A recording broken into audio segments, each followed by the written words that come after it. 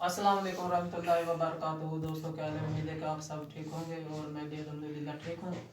तो भाई एहतशाम से तो पाकिस्तान से तुर्की आज पहुँच चुके थे। तो आइए हम उससे पूछते हैं कि उनके साथ जैसे वो तुर्की में दाखिल हुए थे, पहले वो किस शहर में दाखिल हुए।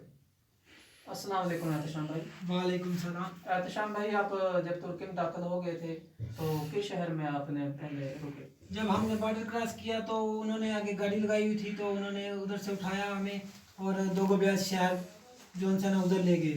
उधर उन्होंने कमरे वगैरह बनाए हुए थे सेफ मसलन।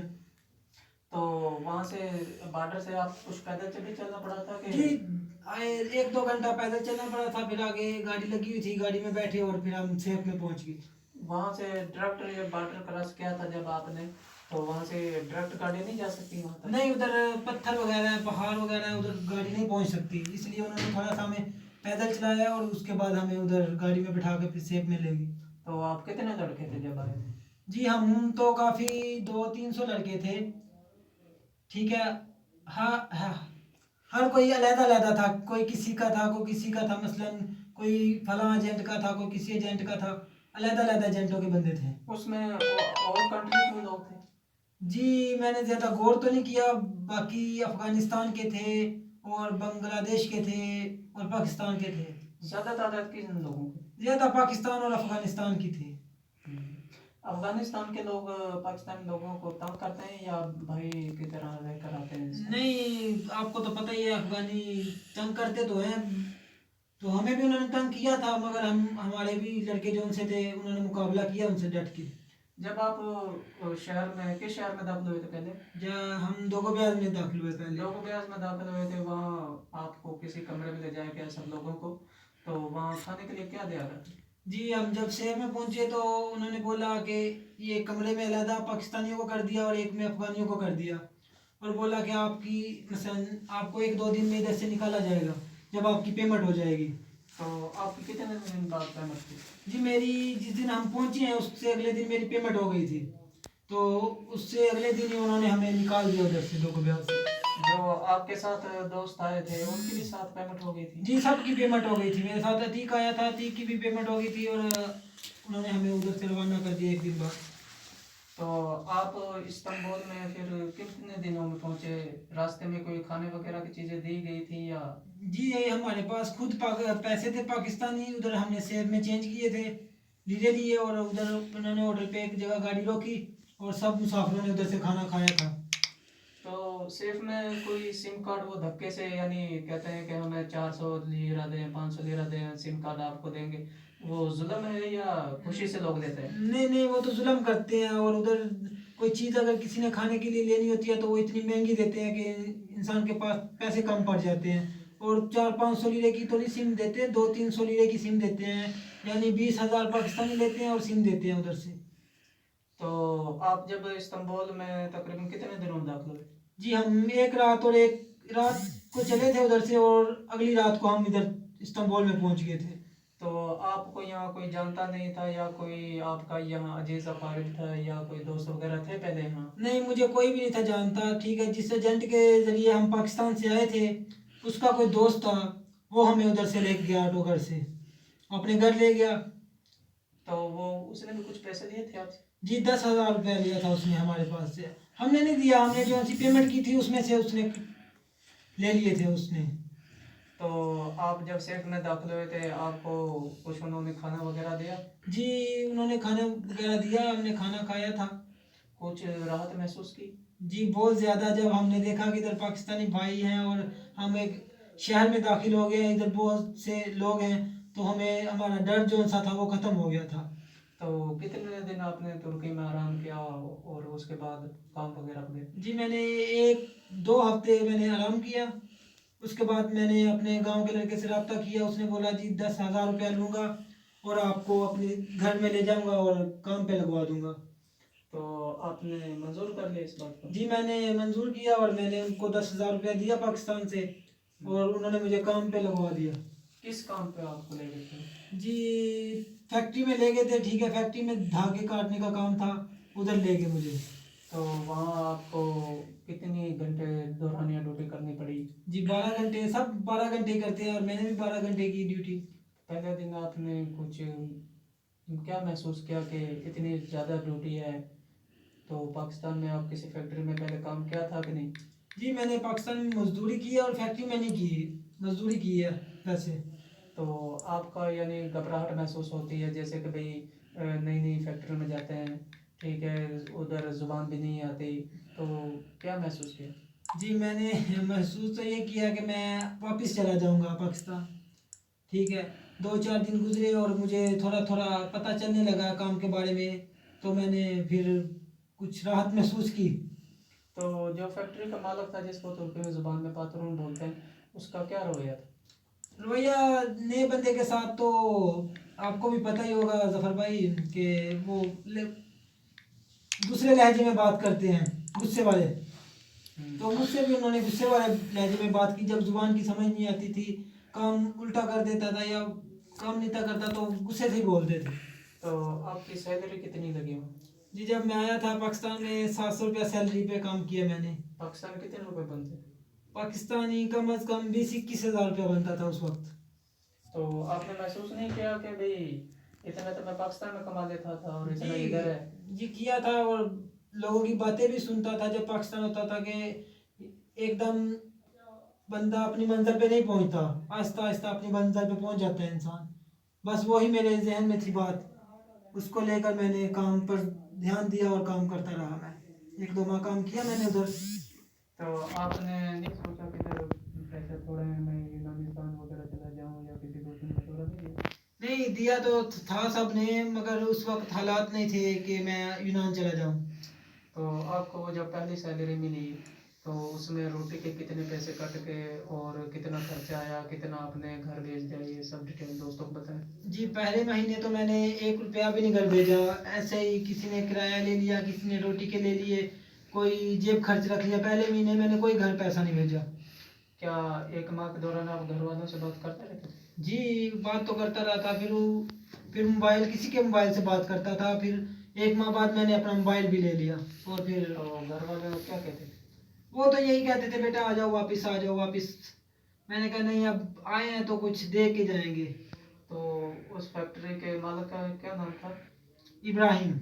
तो आप उस इब्राहिम के पास का कितने माह काम करते रहे? मैंने 2-3 माह काम किया उधर।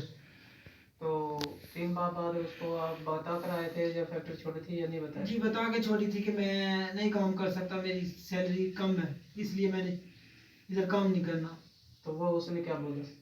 उसने कहा ठीक है 15 दिन काम करो, 15 दिन बाद तुम जा सकते हो। फिर मैंने 15 दिन काम किया, उसके बाद उन्होंने मुझे मेरे पैसे दिए और मैंने छोड़ दी वो फैक्ट्री। तो उसके बाद आपको कुछ मुश्किलात पेश आई या जल्द ही काम मिल गया? नहीं, मेरा एक दोस्त था, उसने मुझे बोला था कि मैं तुम्हें एक जगह 1000 लिरे पे काम दिलवा दूंगा। फिर मैंने उससे रब्ता किया और वो मुझे काम पे ले गया उधर। तो वो क्या काम करते हैं? वो ये सोफे जो उनसे बेड वगैरह बनाते थे, तो उधर मैं चला गया उनके पास। तो उन्होंने उसने साथ ही लगवाया था कि किसी और फैक्ट्री नहीं में? नहीं, वो मेरे साथ ही करता था, वो अपनी फैक्ट्री में लगवाया उसने। वो भी 1000 रुपये लेता था। उसने बोला एक और लड़के की ज़रूरत है, तुम भी आ जाओ। तो मैं उधर उसके साथ ही काम करता था। तो उधर क्या पात्रों का रवैया अच्छा था मालक का? हाँ वो अच्छे थे, मगर पैसे जो उनसे ना आहिस्ता आहिस्ता देते थे। मसलन 10 दिन बाद दे दिए, 1 माह 10 दिन बाद दे दिए, 5 दिन बाद दे दिए, दे देते थे। तो उधर फिर आपने फैक्ट्री में कितने माह काम किया? उधर मैंने कम अज़ कम 1 साल काम किया उस फैक्ट्री में। क्या वजह हुई पहली फैक्ट्री में आपने तकरीबन 2 या 3 माह काम किया और दूसरी में 1 साल निकाल लिया, ये क्या वजह है इसकी? बस उधर थोड़े से पैसे ज़्यादा थे, इसलिए मैंने काम उधर ज़्यादा किया। तो पहले में आपकी दूसरी फैक्ट्री में 1000 लिरे लगी थी, उसके बाद आप फिर आहिस्ता आहिस्ता मेरी 1200 हो गई, 1400 हो गई, 1600 हो गई, 1800 तक गई। वो किस चीज़ की फैक्ट्री थी? सोफे बनते थे, सोफे वगैरह, ये बेड वगैरह बनते थे उधर। तो 1800 आपका सैलरी लेते, उसमें से घर कितने भेजते थे? 1000 रुपया भेज देता था, 1000, 1100, 1200 इतने भेज देता था, और 500-600 रुपया खर्चा रख लेता था अपने पास। तो घर वाले खुश थे इतनी पैसे आने के बावजूद? वो तो खुश ही थे, 20-25 हज़ार चला जाता था, वो खुश थे। तो 1 साल बाद आपने उसी फैक्ट्री में दोबारा ज्वाइन कर लिया कि किसी और फैक्ट्री में गए? नहीं, मैंने वो छोड़ दी और मैं 10-15 दिन घर बैठा और एक दोस्त को बोला कि यार मुझे काम नहीं है और काम दे दो, दिलवा दो। उसने बोला ठीक है। उसने मुझे एक जगह काम दिलवा दिया। उधर मेरी कम से कम 2200 रुपया तनख्वाह लगी। तो वो किस चीज़ का काम? वो कपड़े की कटाई होती थी। तो उधर आपको कितना अर्सा हो गया? अब उसी फैक्ट्री में काम कर रहे हैं? नहीं, उसके बाद मैंने फिर एक फैक्ट्री चेंज की। अब माशाल्लाह 2 साल हो गए वही फैक्ट्री में काम कर रहा हूँ। जो 2200 रुपये लेते थे उस फैक्ट्री में कटाई का काम करते थे, उसमें कितने दिन काम किया? तकरीबन 4-5 माह किया मैंने उधर काम। तो उसे फिर क्यों उसने आपकी सैलरी भी बढ़ाई, आपको साथ अच्छा बताता हो क्या, फिर क्यों छोड़ा उधर से? बस वो फैक्ट्री बंद हो गई थी, वो मालिक जो उनसे थे वो नहीं चला सकते थे फैक्ट्री, उन्होंने फैक्ट्री बंद कर दी थी, इसलिए मजबूरी में छोड़ना पड़ा उधर से।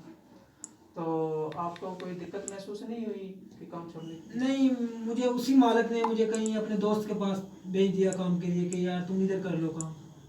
तो उसने फिर आपको क्या सैलरी स्टार्टिंग दी? उसने मुझे 100 रुपया, तकरीबन 3000 रुपया सैलरी स्टार्टिंग दी। हम्म। तो अल्हम्दुलिल्लाह आज मैं माशाल्लाह 4000 रुपया सैलरी ले रहा हूँ उधर। तो कितना दौरान हो गया उस पर काम करते हुए आपको? उधर मुझे 2 साल हो गए काम करते हुए फैक्ट्री में। सुबह किस वक्त काम करते हैं? मैं 8:30 बजे काम पे जाता हूँ हम्म। और शाम को 6:30 बजे छुट्टी हो जाती है मुझे। तो आपका ड्यूटी टाइमिंग अच्छा है, जैसे कि और लोगों को 7:30 बजे 8 बजे छुट्टी होती है, तो आपके लिए काम बेहतर नहीं है? बहुत अच्छा काम है। अब मुझे कोई कहे ना इधर से छोड़ दो, मैं नहीं छोड़ूंगा। मुझे काम बहुत अच्छा मिला है, इसलिए मैं उधर ही काम कर रहा हूँ। 2 साल हो गए हैं, इंशाल्लाह आगे भी उधर ही काम करूँगा।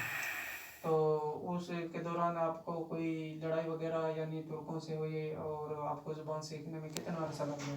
जी, 2 साल में मैंने ज़ुबान आस्ता आस्ता समझनी शुरू कर दी, और 2 साल बाद अब माशाल्लाह मुझे 4 साल कुछ माह हो गए हैं इधर। ठीक है, गुजारे के लायक मैं ज़ुबान बोल लेता हूँ अपने काम के मुताबिक। सुना है आपने तुर्की की किमली भी हासिल कर ली है, यह सच है या झूठ है? नहीं, मैंने अप्लाई किया था और मेरे मुकद्दर ने मेरा साथ नहीं दिया, नहीं बनी मेरी कीमत। तो आपके पैसे वापस मिल गए? इंशाल्लाह मिल जाएंगे, आस्ता आस्ता मिल जाएंगे मुझे पैसे। तो नाजरीन देखो, भाई एहतशाम था, इसने कितनी तकालीफ उठाई है। पाकिस्तान से तुर्की आए, तुर्की में फिर एक फैक्ट्री से दूसरी फैक्ट्री, दूसरी से तीसरी फैक्ट्री, और सिर्फ रिज़ा के लिए। तो भाई एहतशाम ने तकरीबन अब खुश है, और 4000 ले रहा है, तकरीबन पाकिस्तान का 1 लाख रुपया बनता है, वो कमा रहे हैं। तो एहतशाम भाई, आप पाकिस्तान जाने का इरादा रखते हैं? जी अभी तो नहीं, अभी तो पैसे कमाने का वक्त आया है, और अब मैं 2-3 साल इधर ही हूँ, अभी नहीं जा सकता मैं पाकिस्तान। तो आपको पाकिस्तान की याद नहीं आती, या घर वाले नहीं बुलाते? आती है, घर वाले भी कहते हैं आ जाओ, मगर मैंने कुछ बनना है, इसलिए मैं अपने सपने लेकर आया हूँ इधर, और पूरे करने हैं वो सपने। लोग यूनानिस्तान जा रहे हैं, आप उधर चले जाएं। नहीं, इधर बेस्ट है। देखें, मुझे इधर अच्छी सैलरी मिल रही है, और मैं क्यों दर बदर के धक्के खाऊं उधर यूनान जाके। तो आप नाजरीन को, हमारे देखने वाले को क्या पैगाम देंगे कि जो लोग डेंगू पे आते हैं, आपने जो तकालीफ उठाई है, क्या उनको पैगाम देना चाहेंगे वो डेंगू पे आए?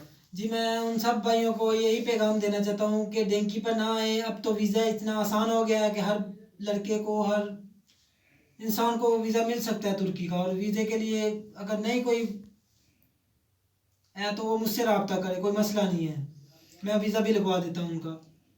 तो वीज़ा आप तकरीबन उनका कितने दिनों में लगवा देंगे? जी, बैंक स्टेटमेंट होगी तो उसके हिसाब से भी दे के बताएंगे उनको। ठीक है, अपना आप कोई कांटेक्ट जाहिर करना चाहेंगे, या मुझे मेरा नहीं। जो सा अकाउंट है उस पर वो हाँ। कमेंट करके? जी हाँ, जोन सा आपका चैनल है इस पे कमेंट करें और बता दें आपको, फिर आप मेरे पास ही आपसे रब्ता कर लेंगे वो। तो बहुत शुक्रिया राना एहतशाम साहब। नाजरीन, हम आपको पैगाम देना चाहते हैं, राना एहतशाम साहब जो पाकिस्तान से तुर्की आए थे तकरीबन 17-18 सालों की उम्र में, तो इन्होंने तकालीफ बहुत उठाई हैं। देखो, ज़िंदगी में अपना मुक़द्दर हासिल करने के लिए बहुत सी तकालीफ को उठाना पड़ता है। लोग तकरीबन यहाँ 16, 17, 13 साल के भी इधर आ जाते हैं, और जो जवान वो यूरोप में होते हैं। एहतशाम भाई ये पैगाम दे रहे हैं कि डंकी से कोई भाई ना आए। अगर अगर कोई एजेंट वगैरह उनको कहता है कि आपको मैं डंकी पे भेज दूंगा, इतने पैसे में राना साहब उसे वीज़े पर बुला लेंगे, इधर पासपोर्ट पर आएँ और यहाँ किमली के अप्लाई करें, और यहाँ बहुत आपको तमाम सहूलत मिलेंगी। तो नाजरीन, हमने आपके तक पैगाम पहुँचाया है। हमारा ज़फ़र इकबाल 100 टीवी को ज़रूर सब्सक्राइब करें, क्योंकि मज़ीद मालूमात तक आप तक बर वक्त पहुँचते रहें। खुदा हाफिज़।